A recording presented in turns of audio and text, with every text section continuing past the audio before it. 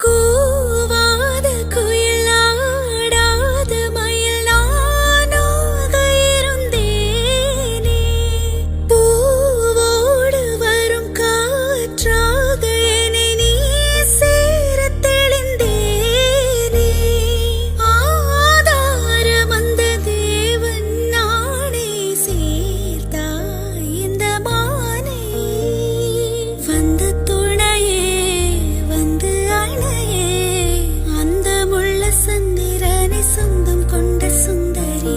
சாமி கிட்ட சொல்லி வச்சு சேர்ந்தது இந்த செல்ல கீழே.